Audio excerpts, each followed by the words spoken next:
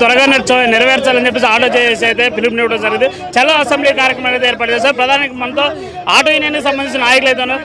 Sir, మీ ప్రధాన demands ఏంటి? ప్రధాన డిమాండ్స్ కాంగ్రెస్ పార్టీ మేనిఫెస్టోలో పెట్టినటువంటి సంవత్సరానికి 12,000 ఆటో కార్మికులకు ఇస్తామని చెప్పి హామీ ఇచ్చారు. అది అమలు చేయాలి. సంక్షేమ బోర్డు ఏర్పాటు చేస్తామని ఎన్నికలు హామీ ఇచ్చారు, అమలు చేయాలి. గ్రేటర్ హైదరాబాద్ పరిధిలో ఆటో మీటర్ ఛార్జీలు పెంచలేదు, మీటర్ ఛార్జీలు పెంచుతామని హామీ ఇచ్చారు, పెంచాలి. ఇలా డీజిల్ ఆటోలు అవుటర్ రింగ్ రోడ్ అవతలకు పంపిస్తా అంటుండు.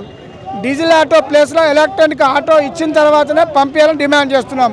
ఇట్లా అనేకమైన సమస్యలు పరిష్కరిస్తామని మొన్న 7వ తారీఖు మా సమ్మెను చేసినటువంటి ప్రభుత్వం మాట తప్పింది. మాకు మద్దతుగా వచ్చినటువంటి ఎమ్మెల్యేలు, అసెంబ్లీకి పోతున్న బీఆర్ఎస్ పార్టీ ఎమ్మెల్యేలు కూడా అది పొలిటికల్ గేమ్గా మాట్లాడి తప్ప మా సమస్య పరిష్కరిస్తామని అసెంబ్లీలో మాట్లాడలేదు. దానికి నిరసనగానే ఇలా అసెంబ్లీ ముట్టడి కార్యక్రమం నిర్వహిస్తున్నాం. అసెంబ్లీ కార్యక్రమం ముట్టడి నిర్వహించి తీరుతాం. ఇప్పటి వరకు రాష్ట్ర వ్యాప్తంగా ఈ మహాలక్ష్మి పథకం ద్వారా వచ్చిన తర్వాత ఆటో కార్మికులు భారతదేశంలో ఏ రాష్ట్రంలో చనిపోయినటువంటి ఆటో కార్మికులు తెలంగాణ రాష్ట్రంలో ఇప్పటి వరకు 93 మంది చనిపోయినట్టుగా మీడియా ద్వారా ప్రభుత్వం లెక్కలు చెప్తున్నాయి. మరి 93 మంది చనిపోతే ఏ ఒక్కరిని కూడా ప్రభుత్వం ఆదుకోలే, వాళ్ళ కుటుంబాలను కూడా ఆదుకుంటామని హామీ కూడా ఇవ్వలే.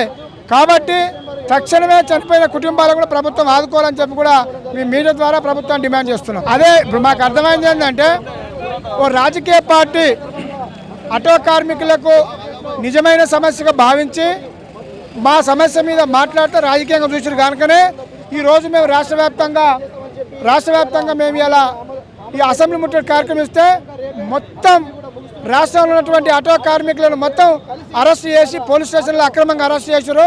అక్రమంగా అరెస్ట్ చేసినటువంటి ఆటో కార్మికులను ప్రభుత్వం విడుదల చేయాలని చెప్పి డీజీపీ గారికి ఈ సందర్భంగా మేము డిమాండ్ చేస్తున్నాం. మహిళలకు ఫ్రీ బస్ ఇస్తే మేము వద్దంటలేం, నువ్వు మాకు చెప్పిన మాటలు అమలు చేయమంటున్నాం. నువ్వు మహిళలకు ఫ్రీ బస్ ఇచ్చి ఒక రంగాన్ని కాపాడుకొని, ఒక వర్గాన్ని కాపాడుకొని మరో వర్గాన్ని నష్టం జరుగుతుంది కదా.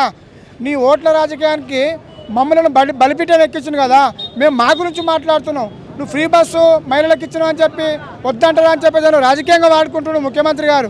అది కాదు, నువ్వు ఫ్రీ బస్ ఇచ్చినావు ఓకే, మరి ఇక్కడ నష్టపోయిన వర్గాన్ని కాపాడే బాధ్యత నీదే కదా. నష్టపోయిన ఆటో కార్మికులను కాపాడమంటున్నాం మేము. కాబట్టే ఈ పోరాటాలు మొదలైన ఈ సంవత్సరం నుంచి ఈ ప్రభుత్వం మీద వ్యతిరేకంగా ఆటో కార్మికులు మా బాధల్లో అదే. ఆల్రెడీ సమ్మెకు పోతేనే ప్రభుత్వం మాట్లాడింది. వాళ్ళు మొన్న 7వ తారీఖు 9వ తారీఖు వరకు సంబరాలు చేసుకుంది.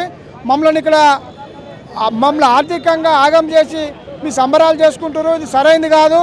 మా సమస్య పరిష్కరించి సమ్మెకు పోతేనే మా సంబరాలు నడుస్తున్నాయి. దయచేసి నేను ప్రభుత్వ ప్రతినిధిగా చెప్తున్నా, మీరు సమ్మె విరమించుకోని చెప్పినటువంటి ప్రభుత్వం ఇవాళ మాట తప్పిందనే ఇవాళ ఈ కార్యక్రమం తీసుకున్నాం. పొన్నం ప్రభాకర్ మీ సమస్యల పైన మాట్లాడతాను అని చెప్పేసి ఇప్పుడు మాట దాటే ఎంతవరకు కరెక్ట్ అంటారు? అది అన్యాయమే కదా. ఆల్రెడీ ముఖ్యమంత్రి గారు ఒక ఎలక్షన్లో ఓట్ల కోసం చేసినటువంటి రాజకీయం, ఓట్ల కోసం ఒక వర్గాన్ని నష్టం చేసి మరోసారి వీళ్ళు ప్రభుత్వంలోకి వచ్చినాక కూడా మాటిచ్చి మమ్మల్ని మోసం చేశారని భావిస్తున్నాం ఆటో కార్మికులుగా.